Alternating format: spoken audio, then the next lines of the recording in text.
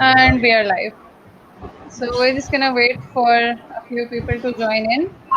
वो कंफर्म कर देंगे they can hear and see us in the comments. आपको तो पता ही होगा मकसूद, आप हमारे कुछ सेशंस देखते भी हैं, तो स्टार्ट में हम बस कंफर्म करेंगे. सर आप thank you sir so much. मैंने कल परसों आपको डॉक्टर का देखा था, जो केपी के डॉक्टर था, उसके साथ आपका सेशन देखा था मैंने. Thank you sir. बस आपको अच्छे लगते हैं? हाँ जी बिल्कुल सर. एंजॉय करते हैं आप सेशंस हमारे? नहीं, मैं तो वहाँ से सीखता हूँ काफी, मुझे वहाँ से चीजें पता लगती हैं. तो मैंने एक दो देखे हैं आपके वहाँ पे यूट्यूब पे, मैंने सर्च किया था आपको, तो आपका मुझे चैनल मिल गया था, फिर thank you. Okay, so we have a viewer, Bint Iqbal. Assalamu alaikum. Bint Iqbal, आप please comments में mention कर दें कि Numan Rashid is saying Assalamu alaikum. अगर आप दोनों comments में mention कर दें, if you can see and hear us clearly, so we may begin. Okay, yes, we have got the go. So, Assalamu alaikum everyone. This is Rida Zainab from Creative Kinder House, and today we have Zahoor and Maqsooda with us. Assalamu alaikum.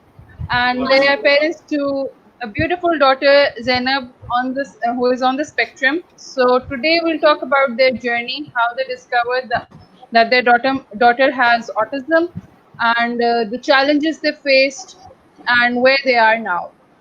So Zahoor and Maqsooda, please first of all अपने बारे में थोड़ा सा हमारे viewers को बता दें. जी अस्सलाम वालेकुम. थैंक यू सो मच रिदा.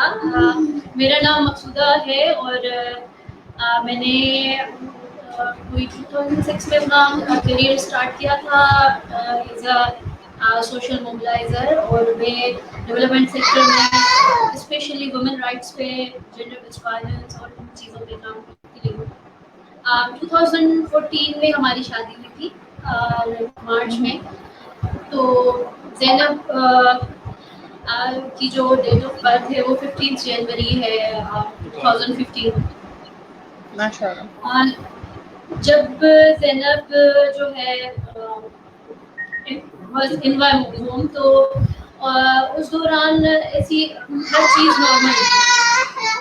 मतलब ये कि इसकी सबसे जो मैं कहती हूँ कि ब्लैक साइड है ना इस पूरे मैटर का, वो ये है कि हम कहीं पे भी इसको डायग्नोज नहीं कर सकते. यानी अभी तक ये है पूरी दुनिया में. और मैं समझती हूँ कि जो सबसे बड़ा चैलेंज भी था कि डॉक्टर्स जो है, हम जब बात करते हैं ना, मैं जिस तरह से मैं अकेली थी. I was a single mother and we were living 2 persons in the house. और जब मैं वापस गई कराची डिलीवरी के लिए, तो वहाँ पे मुझे गाइड मैं समझती हूँ कि ये मेरी गलती थी कि मतलब बड़े कहते हैं कि आप ये करें, मैंने प्रेफरेंस दी कि सी सेक्शन को. मुझे ये लगता है कि डॉक्टर्स उसके बारे में कुछ छुपाते हैं. और जहाँ तक मेरी ऑब्जर्वेशन है पर्सनल, तो ज़्यादातर केसेस जो मैंने देखे.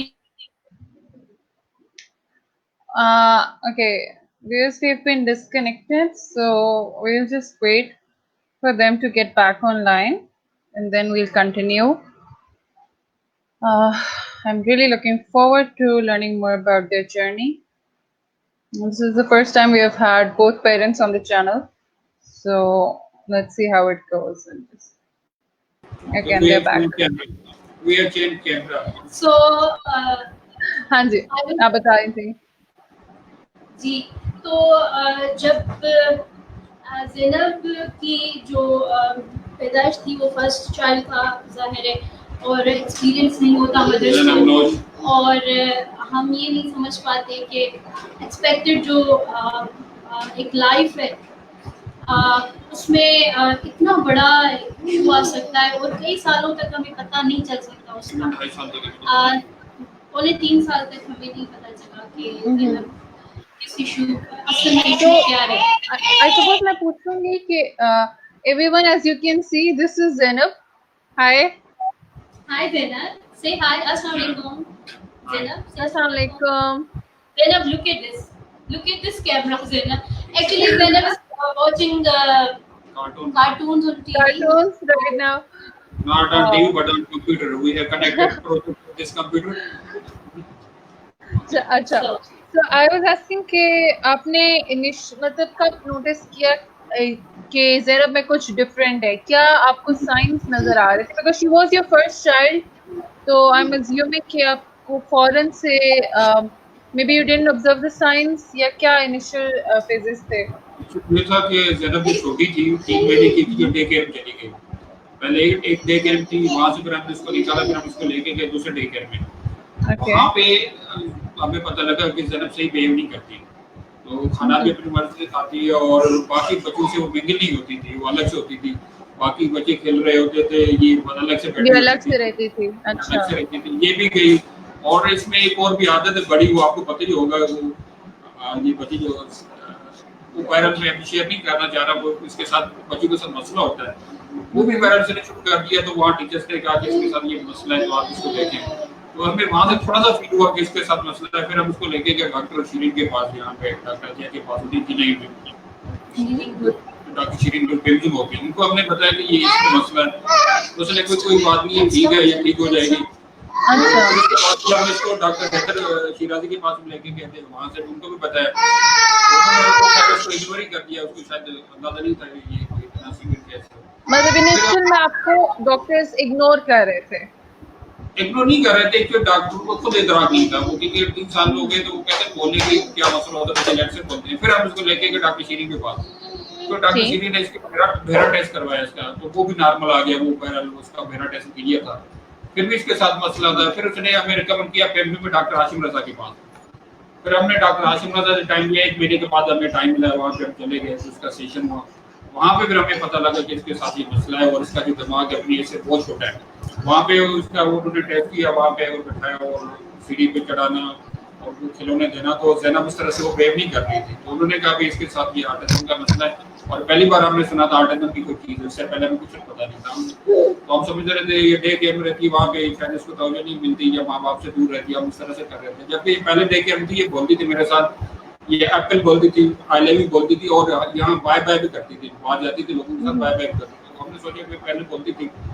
फिर डॉक्टर हाशिम रजा ने टेस्ट किया, उसके बाद उन्होंने कहा भाई आप इसकी वो थेरेपीज कर रहे हैं, बिहेवियर थेरेपी और स्पीच थेरेपी। फिर उन्होंने रिकमेंड किया हमें वहाँ पे NIR में, वहाँ पे ले गए, तो वहाँ पे इस पर कोई तवज्जो नहीं हो रही थी। तो 1 महीना गुजरा, फिर रिजल्ट नहीं आ रहा था, वो सरकारी है। फिर हमने इसको निकाला और फिर मीनवाइल हम चले गए, तो वहाँ पे चले गए, वो चले गए 3-4 महीने वहाँ पे गुजारे। हमने सोचा 7 महीने चले गए, बल्कि ये तो 1 साल बाहर रही है, तो मैं तो 5-6 महीने बाहर था। तो हमने सोचा वहाँ पे घर में रखेंगे, ज्वाइंट फैमिली में रखेंगे, उसके ऊपर कोई इम्पैक्ट पड़ेगा, फर्क पड़ेगा। किसी और डॉक्टर ने हमने कहा था MBBS में, लेकिन उसका थोड़ा सा पड़ा, ज्यादा नहीं पड़ा, बहुत थोड़ा पड़ा। फिर हम वापस आ गए, फिर हमने फिर डॉक्टर के साथ फिर हमने सेशन रखा, डॉक्टर हाशिम के साथ। अच्छा जी, फिर हमने दूसरा सेशन रखा।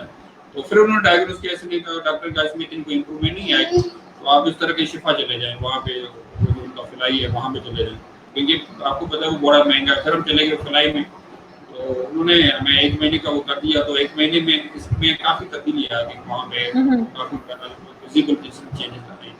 लेकिन उनका क्या अपना सेटअप वो बड़ा महंगा है, तो उन्होंने कहा मैं 1 महीने से आगे नहीं बढ़ा सकती। मीनवाइल वहाँ पे हमें आपका पता लग गया, फिर मैसेज ने आपसे रब्ता किया, हम वहाँ पे आ गए। तो तकरीबन 2-2.5 महीने मेरे ख्याल हुआ है, तो फिर ये कोरोना का मसला हो गया, कोरोना का इशू हो गया। एग्जैक्टली। लेकिन पैर इसने काफ़ी इम्प्रूव किया इसने, और आज फिर मैं लेके गया था उसको, वहाँ पे इसका सेशन हुआ है। तो वो वहाँ पे जो मैम करी थी पैरल काफ़ी इसने अचीव किया, काफ़ी तब्दीली आई है। बाकी है मैसेज आपको पता है कि फिर आगे फर्दर चले, before we move on to the progress, मैं आपसे पूछना चाहूंगी कि जब आपको लाइक इनिशियल डायग्नोसिस मिल गया डॉक्टर हाशिम की तरफ से कि ऑटिज्म है, और आपने ऑटिज्म के बारे में कभी सुना हुआ भी नहीं था, तो उस वक्त क्या कहना चाहिए, क्या कैफियत थी आप लोगों की? क्या उस वक्त इनिशियल जो क्या डिनाइल में थे या फॉरन एक्सेप्टेंस आ गई थी? कोई शॉक में आ गए, तो हम क्या होगा, बड़ी पेरेंट्स को मुश्किल होती है।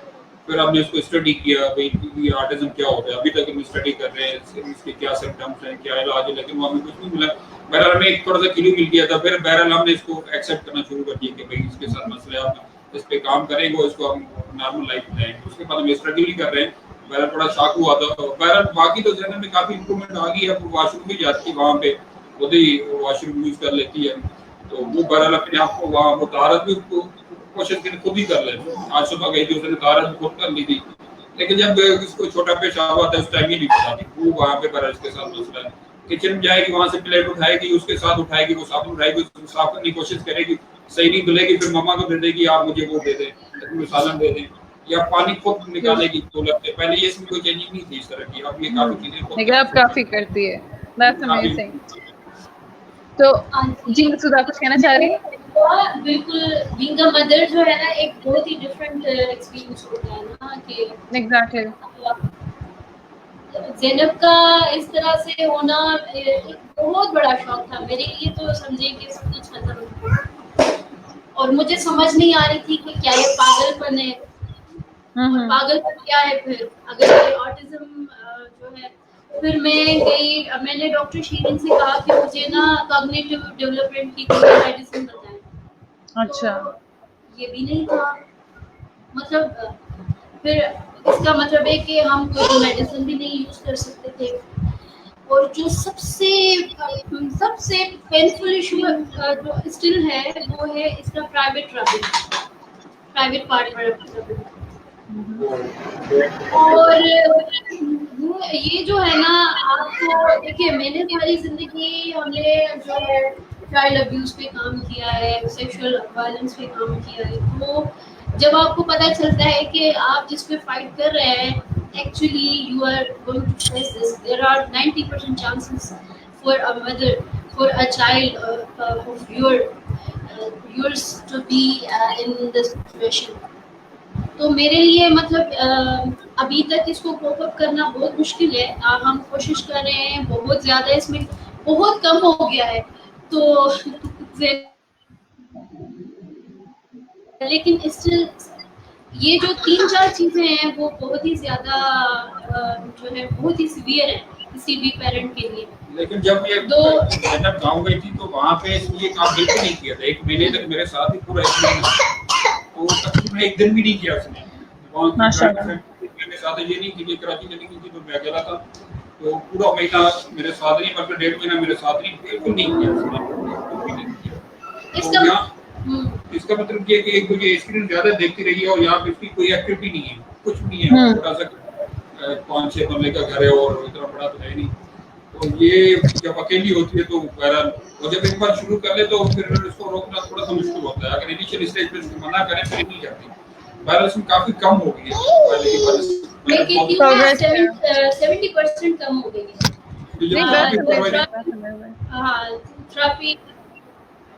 थेरेपीज के बाद। अच्छा, दूसरा ये कि हमने जब इसमें जो है आपका फाइनेंशियल क्राइसिस में होना कितना बड़ा खतरा है इस किस्म की बीमारी में पेरेंट्स के लिए।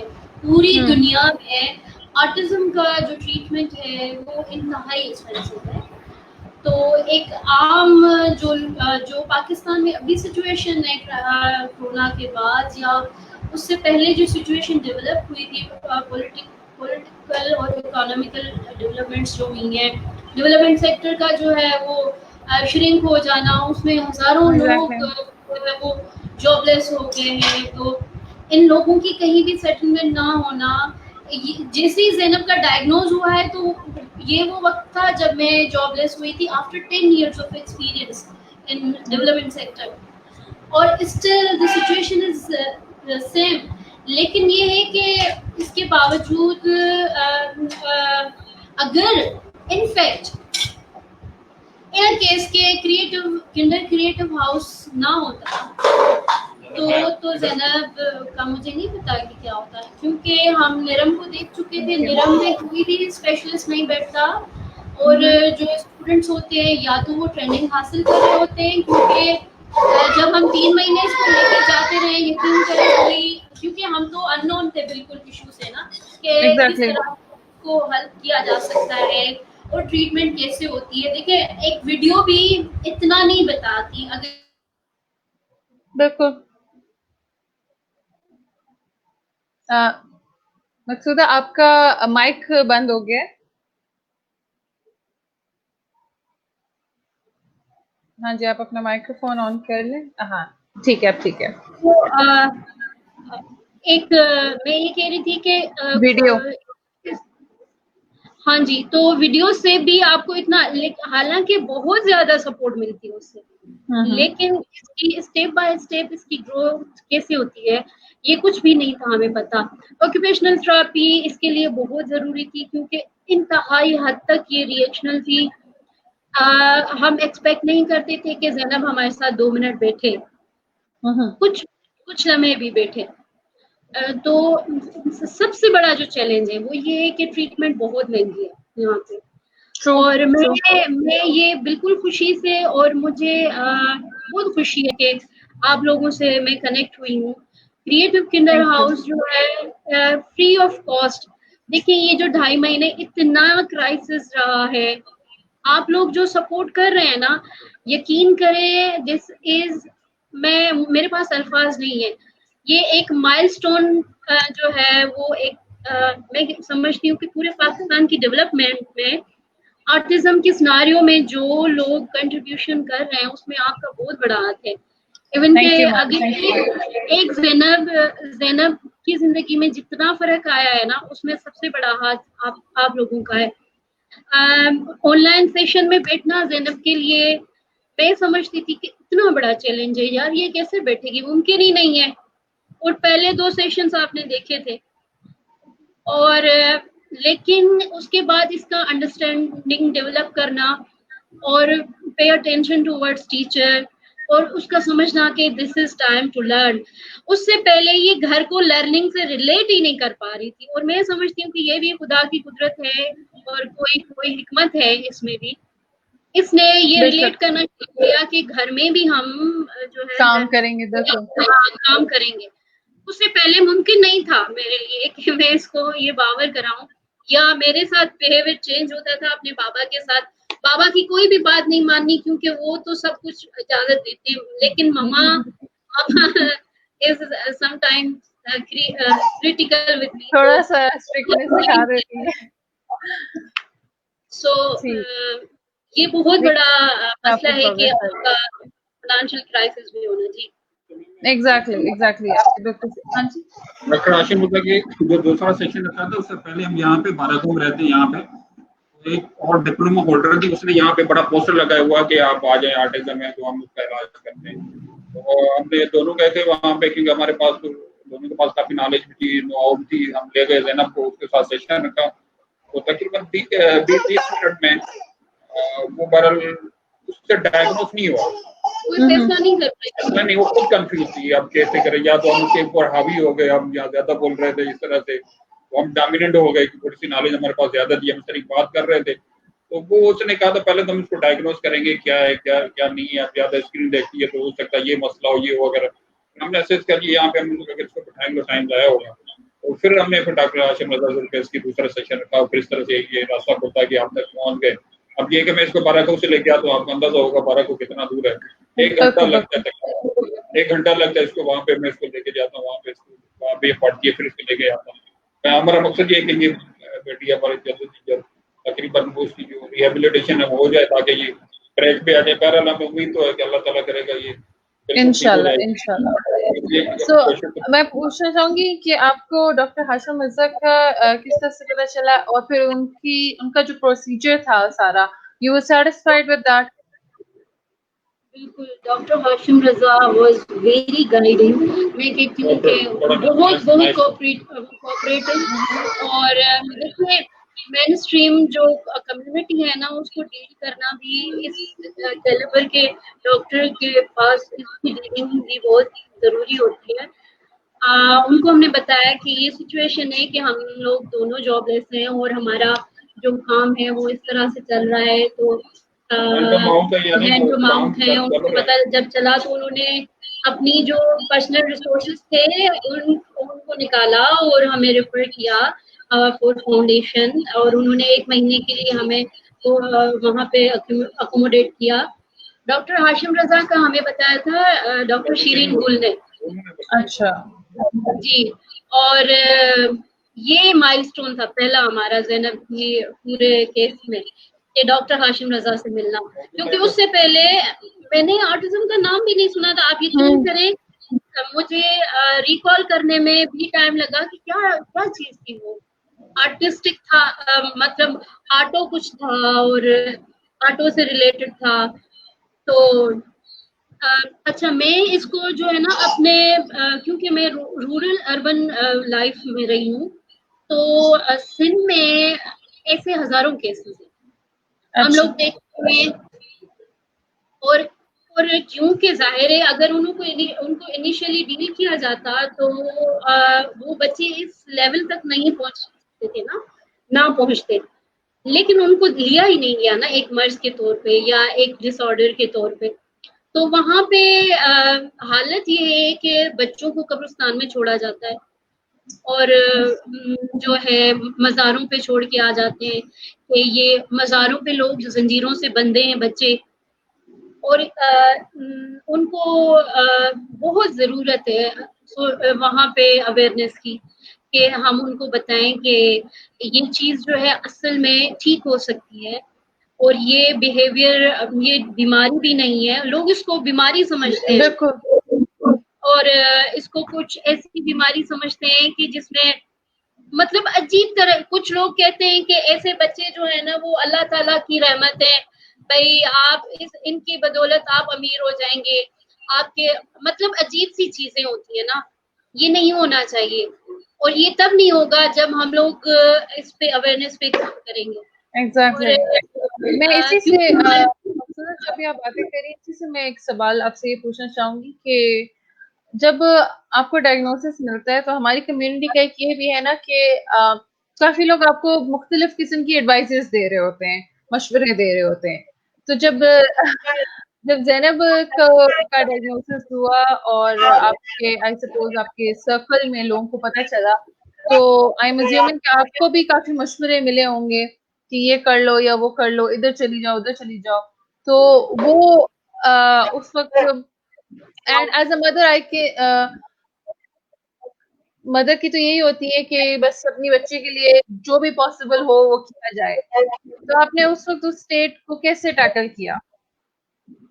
देखिए, सबसे पहले तो जो इल्जाम आता है ना वो मदर पे आता है कि भाई तुमने केयर नहीं की बच्चे की, तुमने डे केयर में छोड़ दिया बच्ची को और वहां पे उसको दवाई पिला दी गई है और नशावर दवाई से इसका ज़हनी हालत खराब हो गई है।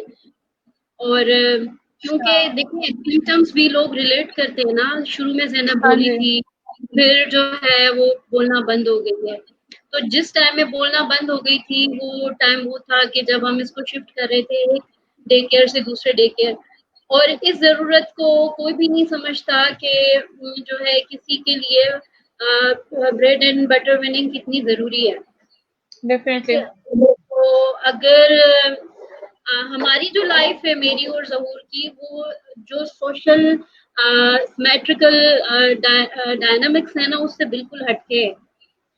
ये मेरी बहुत हेल्प करते हैं घर के कामों में, घर में हमें ये नहीं है कि भाई ये औरत ने करना है तो ये औरत का काम है और ये मर्द का है तो मैं मर्द वाले काम करूंगा या मैं औरतों वाले काम करूंगा।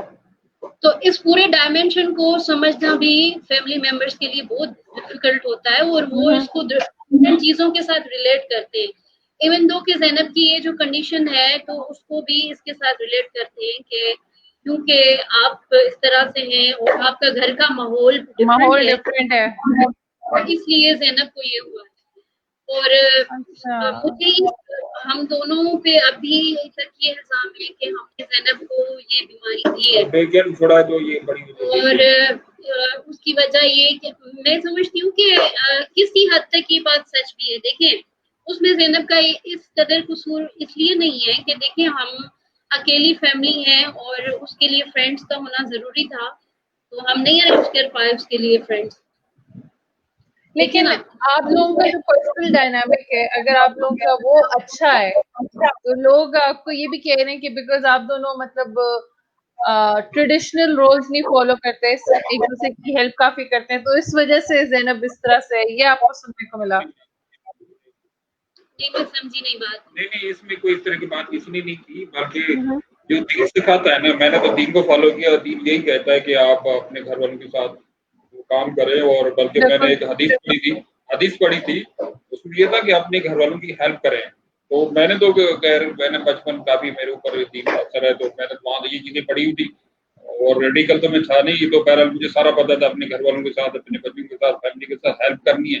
तो मैं तो दीन को फॉलो करा, सीधी सी बात है। दीन ने मुझे सिखाया कि मैं ऐसे नहीं सीखा, तो वो मैंने घर पे बिल्कुल इम्प्लीमेंट किया। तो मैंने सीखा, मैं इनकी कपड़े धोने में मदद कर लेता हूँ, बर्तन धोने में, खाना पकाने में, हर तरह के काम कर लेता हूँ कि मुझे पता है इसमें कोई कबाड़ नहीं है, बल्कि ये कार्य सौंप नहीं करने चाहिए, ये ज़रूरी है, वरना आपकी ज़िंदगी नहीं चलेगी, डेफिनेटली। आप करेगा। तो वो बहरहाल मुझे दीन ने सिखाया, मैं आपको ये बता दूँ, आपको मैं कभी हदीस कोट कर दूँगा और जिसके मुताबिक ये कि आप घर वालों की हेल्प करें। बेशक, बेशक। हदीस की बात करें तो हुज़ूर पाक सल्लल्लाहु अलैहि वसल्लम तो अपने सारे काम खुद करते थे, लेकिन हदीस को फॉलो कौन करता है, ये भी सॉरी हम इसमें नहीं जाएँगे। अच्छा, मैं ये बात कर रही थी कि इस डायमेंशन में इस तरह से जोड़ते हैं कि भई माँ को ख़्याल रखना है ना बच्ची का, तो बाप क्यों रखे? वो बिल्कुल, जो मैं भी चीज़ वही जो माँ ने करनी है वो बाप को क्यों करनी पड़े भाई? क्योंकि बच्ची की वो डायमेंशन से ही नहीं बनी, तो इसलिए वो इस वजह डिफरेंट से वो तरीके इस तरह है। से जी। डिफरेंट तरीके से सोचती भी है, डिफरेंट तरीके से बिहेव भी करती है। तो ये आप सही करें। आप हुँ, चीज़ खुद को ठीक करें तो आपकी बेटी बेटी ठीक ठीक। होगी। ये चीज़ होती है कि ये हम ना कहें, हमारी फैमिली में कोई ना कहे, पड़ोस वाले कहते हैं, हुँ, मेरे फ्रेंड्स कहते हैं, इनके फ्रेंड्स तो आते नहीं हैं। अच्छा। अ, सॉरी, थोड़ा-सा कनेक्शन खराब हो गया था। सो हाँ, तो मैं ये पूछना चाहूँगी मकसूदा आपसे कि आपने किस तरह इन चीज़ों को, इन बातों को अपने ऊपर कहना चाहिए हावी नहीं होने दिया? और आपके हस्बैंड का सपोर्ट इसमें कितना ज़रूरी था? और ऑब्वियसली देना ज़रूरी जो है था। ना वो बहुत मुश्किल है, ये इतना ईज़ी नहीं है। हुँ, और आप जब एक खौफ होता है ना, जब आप उससे गुज़रते हैं तभी आप उससे एक निजात हासिल कर सकते हैं ना। तो अभी तो हम गुज़र रहे हैं, अभी हम गुज़र नहीं गए। एक ज प्रोसेस है, अभी भी चल रहा है।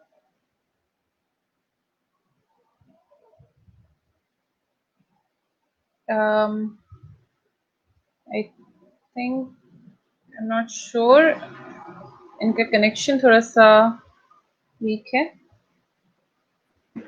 So let me just they're I think reconnecting. Can someone like mention in the comments if you can still see them because I can't. Hello? हो गया तो बहरहाल Yeah, I think they're back. हाँ जी, नेट का मसला हो गया था पहले। जी। it's okay. हाँ जी, please continue. ओके, Uh, जब हेलो हाँ जी, जी मकसूदा आप बता रही थी कि अभी भी प्रोसेस चल रहा है। हाँ जी, देखिए खौफ जो है ना वो सबसे बड़ा जो है ना मुझे है वो ये है कि ज़ैनब की प्राइवेट पार्ट रबिंग का है। और दूसरा मुझे मेरे बारे में, मेरी बेटी के बारे में लोग क्या सोचते हैं, क्या कहेंगे, उसमें मैं कभी नहीं पड़ी। इम्पैक्ट अगर हम बात करें, देखिए ये बहुत सबसे पहले अगर हम खौफ की बात करें तो वो खौफ पे कंट्रोल करना बहुत ही मुश्किल है। मैं तो अल्लाह से मदद मांगती हूँ कि जो है एक तो ये कि ज़ैनब की जो डेवलपमेंट हो रही है ना वो मुझे खींच के बाहर ला रही है उस पूरे खौफ के सिनारियो से। जिस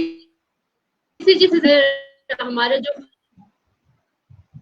खौफ है ना वो जब से मैं 3 साल हो गए हैं तो ऑन एंड ऑफ मेरी 2-3 जॉब्स हुई हैं, लेकिन परमानेंट में जो है ना अभी टाइम ज़ैनब को हम दे रहे हैं क्योंकि इसके पास शी इज़ 5 इयर्स ओल्ड। तो डॉक्टर्स के मुताबिक अभी हमारे पास जो है बहुत कम टाइम है। तो सबसे बड़ी प्रायोरिटी हमारे पास ये है कि हमने ज़ैनब को इस पूरे उसमें से निकालना है। तो अभी ये है कि जितनी भी सोशल कनेक्शन सिवाय अम्मी अबू के और अपने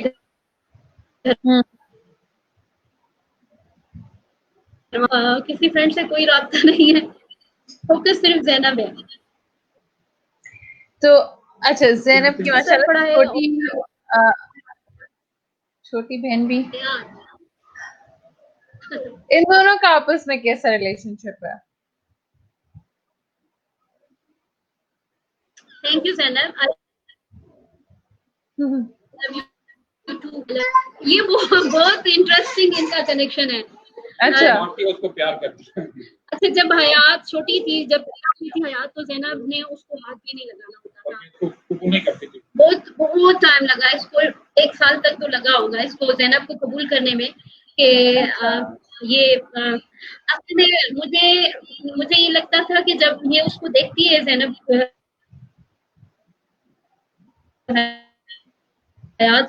she tried to understand that she is a small little thing that can move like me.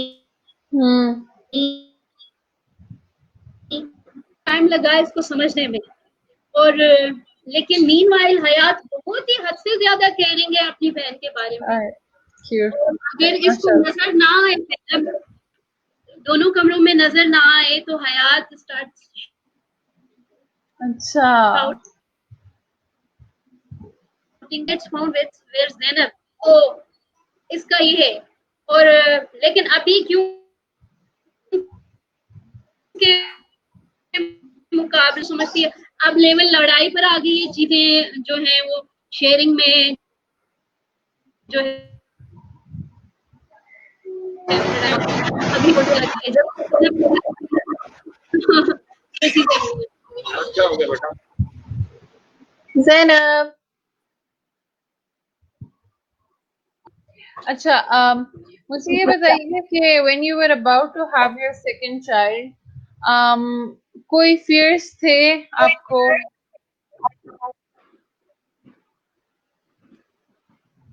देखिए, सबसे बड़ा फियर तो ये था कि हम इसका इलाज नहीं कर पाएंगे, क्योंकि मैं जॉबलेस थी इन दिनों। तो सबसे बड़ा फेयर ये था। दूसरा ये था कि जैनब के पास टाइम बहुत कम है।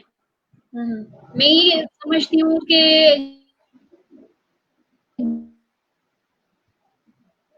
इन चीजों and child health in paediatric health हम उनको सेवरली बता चुके हैं कि डॉक्टर शराजी, इनका बिहेवियर सही नहीं है, ये दूसरे बच्चों की तरह नहीं है। और लेकिन अपनी नेचर में देखिए, अगर आपको पता नहीं है तो you should know about autism. मैं ओपनली कह रही हूँ, और ये पता चले। एक और बात, हम पिम्स में बच्चों को चेक करवाने गए थे, तो जैनब को जुकाम बुखार था, लेकिन ये बहुत पहले की बात है। तो वहाँ पे autism was a new word. Autism was a new word. Oh my God, मैंने कहा आपको नहीं पता ऑटिज्म का? तो उन्होंने कहा नहीं।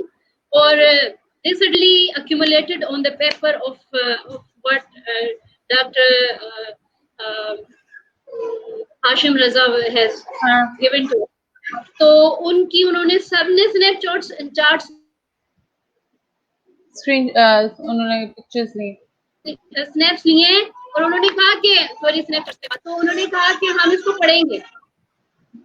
मेरा कहना ये है कि देखिए, ये जिस तरह से ये फैल रहा है, इस तरह जो डॉक्टर्स हैं, अगर कोर्सेज में शामिल नहीं है तो आपको करना चाहिए। अगर आप ये समझते हैं कि सोशल डिसऑर्डर है, तो भी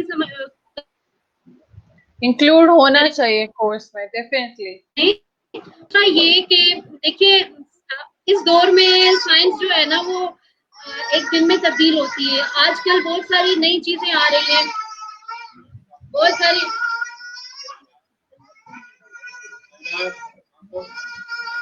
बच्चों के साथ ये तो होता ही है।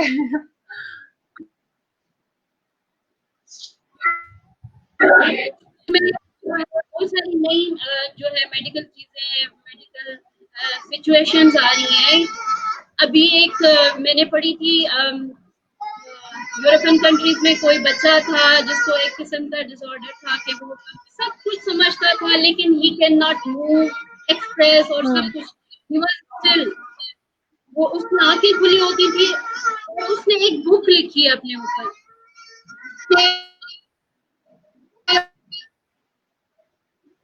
उसने कभी कहा होगा,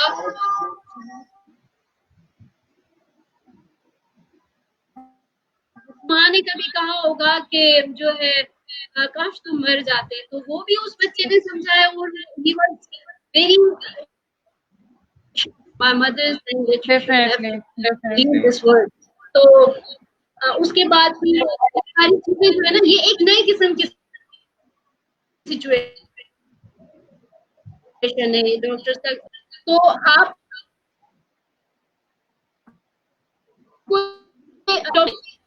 और मैं ज़ैनब कि आप डॉक्टर हैं कि इतनी सारी चीजें बताएं आपको। और कुछ मैं गांव में एक डॉक्टर के पास लेके गई ज़ैनब को, यकीन करें उन्होंने इतना बुरा माना। उन्होंने कहा बीबी तुम डॉक्टर हो तो खुद लेके जाओ ना। ये बड़ा इशू है वैसे वाकई कुछ एरियाज में ना, पता है डॉक्टर्स ऑफेंड हो जाते हैं अगर आप उनको मतलब obviously you know your child, आपको अपनी बेटी का पता है, आपने इतने टाइम से उसके साथ मतलब उसके बिहेवियर्स का, उसकी जो सेंसिटिविटीज हैं उनके बारे में आपको पता है। आप लोगों से ज्यादा किसको पता होगा उनके बारे में?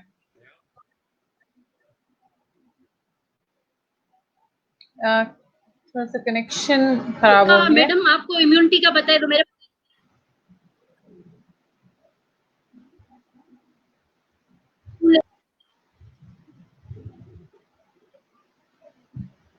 हेलो, अब तो नेट कनेक्शन चेंज करते हैं।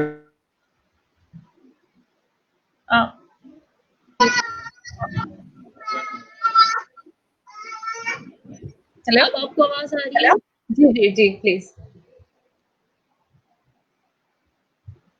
जी जी, एक आम बंदे को इतना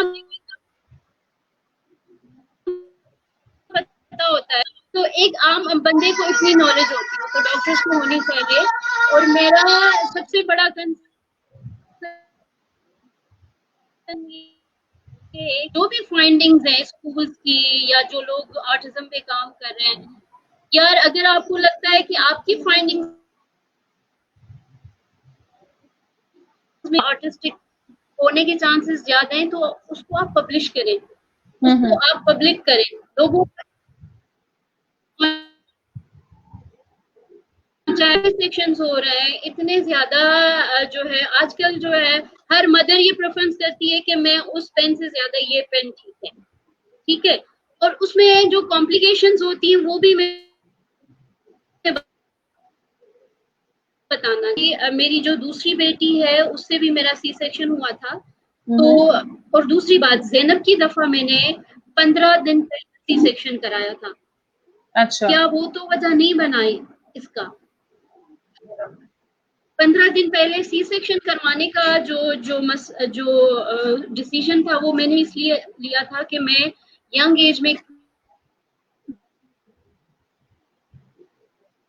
गिर गई थे, वो थोड़ी सी जो है ना वो उसमें थोड़ा सा इशू हुआ था, लेकिन बीच में डिसअपीयर था और नहीं ले पा रही थी पेन्स को, और उसका जो वेट है वो मैं नहीं कैरी कर पा रही थी, तो इसलिए 15 डेज हम पूरे काउंट रखे। मैं हयात की दफा में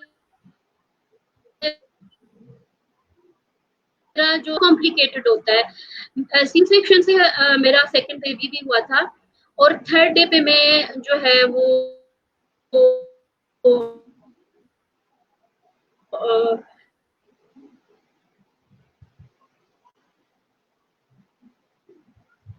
जो है ना हम उस पे बात कर रहे हैं ना कि जो ऑटिज्म की वजह से भी हो सकता है। सी सेक्शन की वजह से मुझे हर जो भी सर्जरी में सबसे ज्यादा होता है पोस्ट सर्जिकल आइलिस का होना।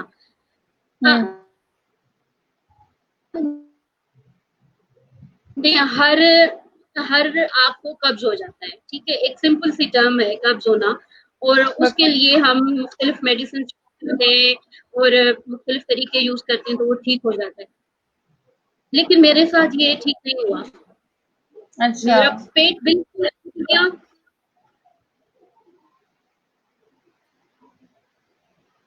और पूरे जिस्म में शदीद दर्द। डेफिनेटली यू हैड जो रीजंस, तभी आपने जो है ना सी सेक्शन चूज किया, अर्ली सेक्स जल्दी कराने का।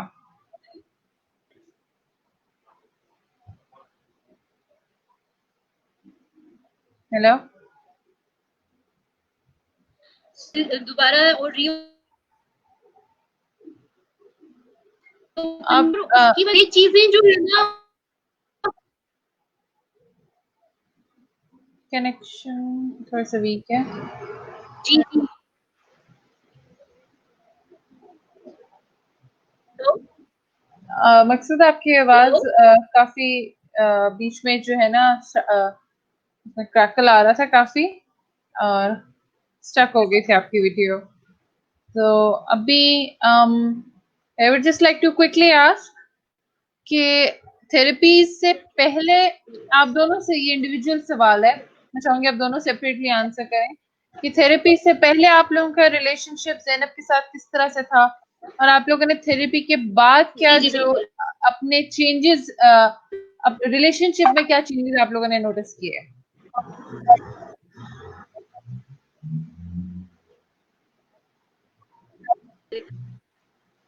सबसे पहले तो थेरेपी से पहले हमें पता नहीं था कि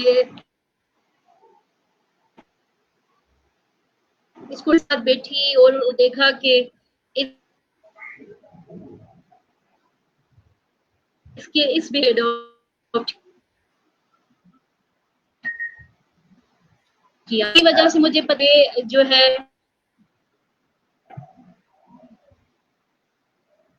अब हमें पसंद, और उसकी वजह से ज़ैनब मुझे भी समझने लगी ना कि मैं हाँ, चाहती हूँ कि ज़ैनब आप ये ना करें। और ठीक है। पहली दफा ये होता है, अब वो प्यार करती है या मेरा दुख बांटने की कोशिश करती है, मुझे प्यार करने की कोशिश करती है और मेरे सामने हंसने की कोशिश करती है कि ऑनेस्टली स्पीकिंग के ज़ैनब का बर्थ तो अभी कुछ दिनों से, मतलब कुछ महीनों पे।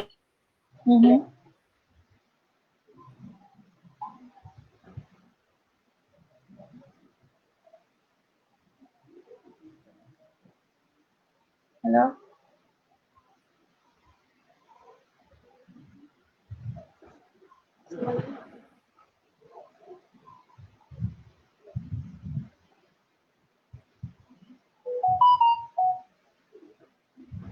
um,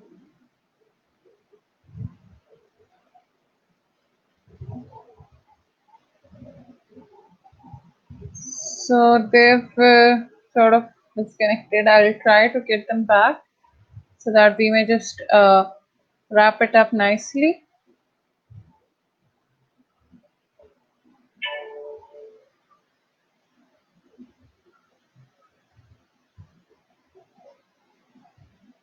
Hello?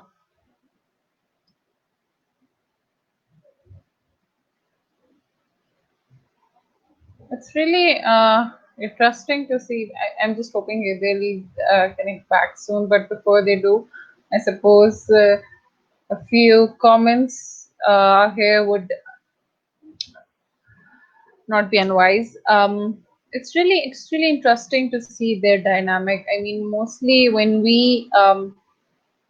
we get kids and talk about them, it's usually from the mother's perspective, and the mother is putting in most of the work.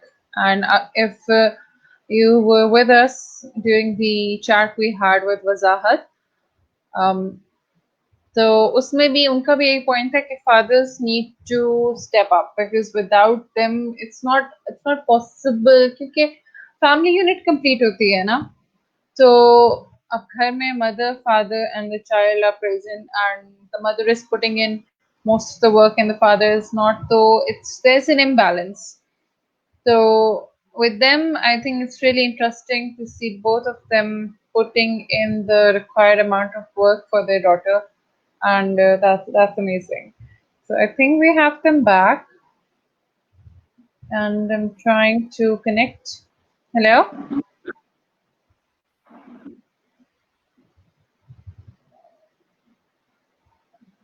आप लोगों को मेरी आवाज आ रही है?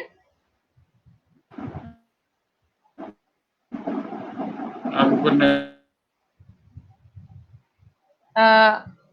You are, हाँ, हम we can just wrap it up. ज़हूर, आप मुझे थोड़ा सा अगर बता दें कि Yes, थेरेपी से पहले आपका रिलेशनशिप कैसा था ज़ैनब के साथ, तो थेरेपी के बाद वो रिलेशनशिप किस टाइम प्रूव हुआ? जी, अस्सलाम वालेकुम। Sorry, I'm really sorry. नहीं, कोई मसला नहीं, कोई इशू नहीं। This is scientific facts. Hello. Hello, अस्सलाम वालेकुम। वालेकुम अस्सलाम। आप लोगों को मेरी Really आवाज आ रही है? sorry about नहीं, it's okay, it's completely okay. मैं कहती थी कि अगर आपको मेरी आवाज आ रही है तो we can just wrap it up nicely.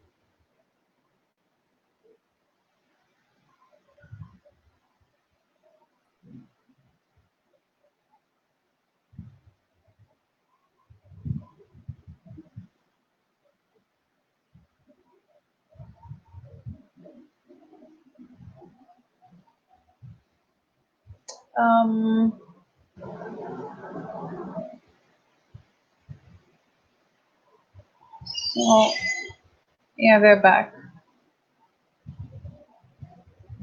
I'm really hoping, guys, this can be ended properly, because the reason we have them both here with us at the same time is कि दोनों का साथ में input मिले.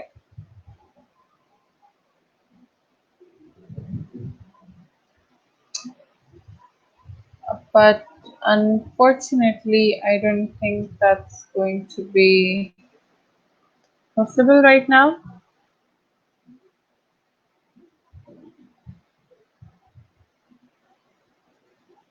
They are trying to reconnect, as you can see on the screen. So we just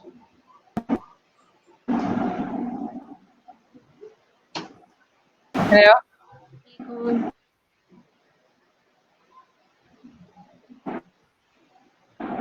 Rida, I'm really sorry. Technology. नहीं, it's definitely understandable, कोई issue नहीं है. अगर if you want so we can stop, या आप लोग if you can give me a final comment.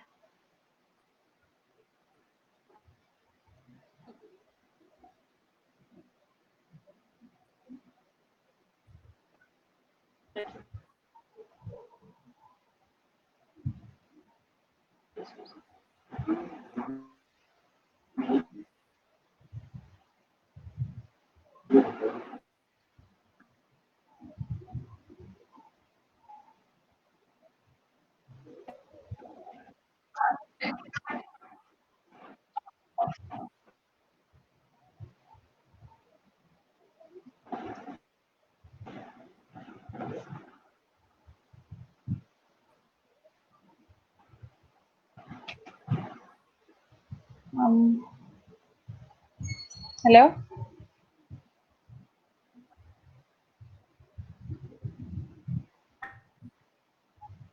Guys, I fear we are gonna have to wrap this up because I can't get them online, and the connection unfortunately is really bad. I suppose I could message them and check, but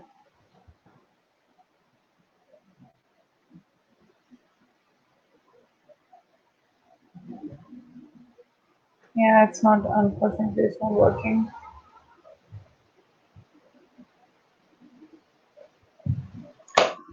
So it was an interesting chat. I'm really sad that we couldn't like wrap it up properly, but I suppose the points, other than what I was talking about a while earlier, the points to take away from this is we should just be always not be judgmental of the dynamics that are going on in someone else's house, because you don't know the reason for that.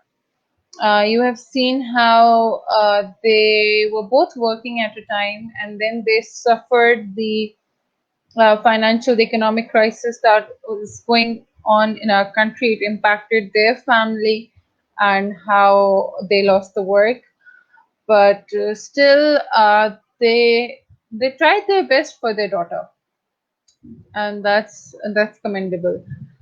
So let's not be judgmental, and let's just be supportive and appreciative of all the parents out there, and just help them out as much as we can.